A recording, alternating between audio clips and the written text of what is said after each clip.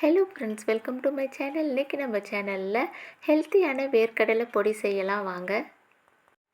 வேர்க்கடலை பொடி பர்ஃபெக்டாக வரணுன்னா சில விஷயங்களை நம்ம ஃபாலோ பண்ணணும். ஃபஸ்ட்டு நீங்கள் கவனிக்க வேண்டிய விஷயம், வேர்க்கடலை வாங்கும்போது சின்ன சைஸில் இருக்கிற வேர்க்கடலையாக வாங்கிக்கோங்க. பெரிய சைஸில் இருக்கிற வேர்க்கடலையில் எண்ணெய் அதிகமாக கசியும். சின்ன வேர்க்கடலையில் தாங்க டேஸ்ட்டும் அதிகமாக இருக்கும். 6 மாதம் ஆனாலும் பொடி கெட்டு போகாது. இன்றைக்கி நான் 200 கிராம் வேர்க்கடலை எடுத்திருக்கேன். கடாயில் வேர்க்கடலையை கொட்டி வறுக்க ஆரம்பிக்கலாம். கேஸ் மீடியம் ஃப்ளேமுக்கு கொஞ்சம் குறைவாக வச்சு மெதுவாகவே வறுத்து எடுத்துக்கலாம். ஹை ஃப்ளேமில் வச்சிங்கன்னா கருகி நிறம் மாறிடும். அதே சமயம் டேஸ்ட்டும் குறைஞ்சிடும். தீயை கம்மியாக வச்சு பொறுமையாகவே வறுத்து எடுத்துக்கலாம். பாருங்கள், கொஞ்சம் கொஞ்சமாக நிறம் மாற ஆரம்பிக்குது. இந்த அளவுக்கு வறுபட்டதும் ஒரு பிளேட்டில் கொட்டி ஆற விடுறேன்.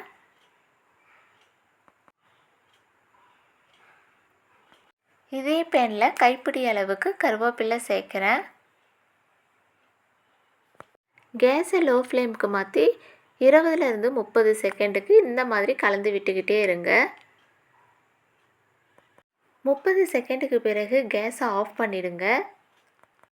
அந்த பாத்திரத்தோட சூட்லேயே கருவேப்பிலை நமக்கு நல்லா வறுபட்டுடும். வறுபட்ட கருவேப்பிலையும் வேர்க்கடலை கொடியே சேர்த்து ஆற விடுங்க. கருவேப்பிலை ஆறுனதும் பாருங்கள் எப்படி நல்லா மொறுமொறுன்னு இருக்குது. இந்த மாதிரி நொறுங்கிடும். வேர்க்கடலை கருவேப்பிலை ரெண்டும் ஆறுனதும் மிக்ஸி ஜாருக்கு மாற்றிடுங்க. இது கூட கைப்பிடி அளவுக்கு தோலோடு பூண்டு சேர்க்குறேன். இந்த பூண்டு நீங்கள் சின்ன சின்னதாக செலக்ட் பண்ணி எடுத்துக்கோங்க. ஈரப்பூண்டோ இல்லை பெரிய பெரிய பூண்டோ இருக்கக்கூடாது. 1 ஸ்பூன் அளவுக்கு உடைச்ச கடலை சேர்க்குறேன். உடைச்ச கடலை சேர்த்திங்கன்னா தான் பொடி நமக்கு உதிரி உதிரியாக கிடைக்கும். அதே சமயம் அதிகமாகவும் சேர்க்கக்கூடாது. தேவையான அளவு உப்பு, 1/4 டீஸ்பூன் பெருங்காய பொடி, 1 ஸ்பூன் சீரகம். நான் இன்றைக்கி பேடகி ரெட் சில்லி பவுடர் எடுத்திருக்கேன். இது கிடைக்கலன்னா காஷ்மீரி ரெட் சில்லி கூட எடுத்துக்கோங்க. அதிலிருந்து 3 டேபிள் ஸ்பூன் அளவுக்கு சேர்க்குறேன். நான் ஏன் பேடகி ரெட் சில்லியை செலக்ட் பண்ணேன்னா, நல்ல ஒரு கலர், டேஸ்ட்டு, அதே சமயம் மீடியமான காரம் தான் இதில் இருக்கும். குழந்தைங்களாம் விரும்பி சாப்பிடுவாங்க.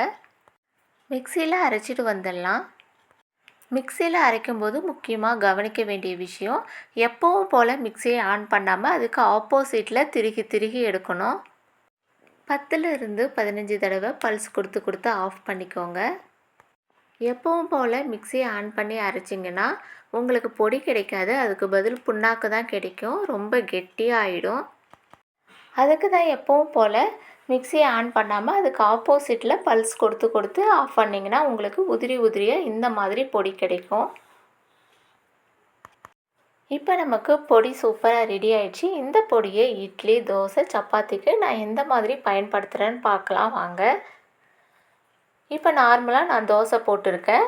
இந்த தோசை மேலே நம்ம அரைச்ச பொடியை மெதுவாக தூவி விடுங்க. வேர்க்கடலையில் பாதாமுக்கு இணையான சத்து இருக்கிறதா சொல்கிறாங்க. நம்ம இந்த மாதிரி பொடி செய்து தோசையில் குழந்தைங்களுக்கு கலந்து கொடுக்கக்குள்ள டேஸ்ட்டும் நல்லாயிருக்கும். குழந்தைங்களும் விரும்பி சாப்பிடுவாங்க. இப்போ இதுக்கு மேலே 2 ஸ்பூன் அளவுக்கு நெய் சேர்க்குறேன். ஒரு பக்கம் தோசை வெந்ததும் இன்னொரு பக்கம் திருப்பி விடுறேன். திருப்பி விட்டு ரொம்ப நேரம் தோசையை வேக விடாதீங்க. 10 செகண்ட் வேக விட்டால் போதும். 2 பக்கமும் தோசை வெந்ததும் எடுத்துடுறேன். இந்த தோசைக்கு மேலே லைட்டாக பொடி தூவி விட்டுக்கலாம். இந்த பொடி 6 மாதம் ஆனாலும் கெட்டு போகாது. தோசைக்கு சட்னி இல்லை, சாம்பார் இல்லைன்னு கவலைப்பட தேவையில்லை.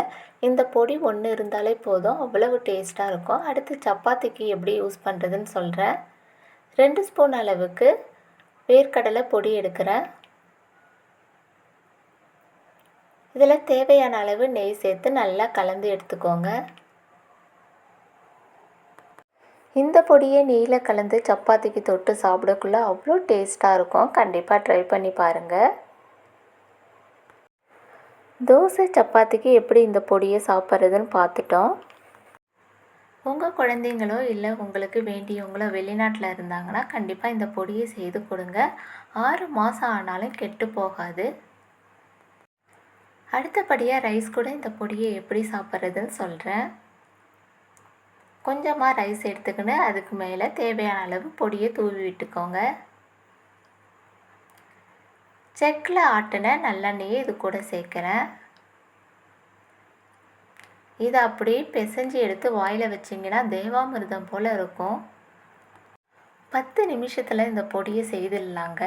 நம்ம ஒரு தடவை செய்து வச்சுட்டா போதும். தோசை, இட்லி, சப்பாத்தி, ரைஸ் எல்லாத்துக்குமே இதை யூஸ் பண்ணிக்கலாம். இந்த வீடியோ உங்களுக்கு கண்டிப்பாக யூஸ்ஃபுல்லாக இருக்கும்னு நினைக்கிறேன். அப்படி இருந்தால் ப்ளீஸ் லைக் பண்ணுங்கள், ஷேர் பண்ணுங்கள், கமெண்ட் பண்ணுங்கள், சப்ஸ்கிரைப் பண்ணிக்கோங்க. தேங்க்யூ.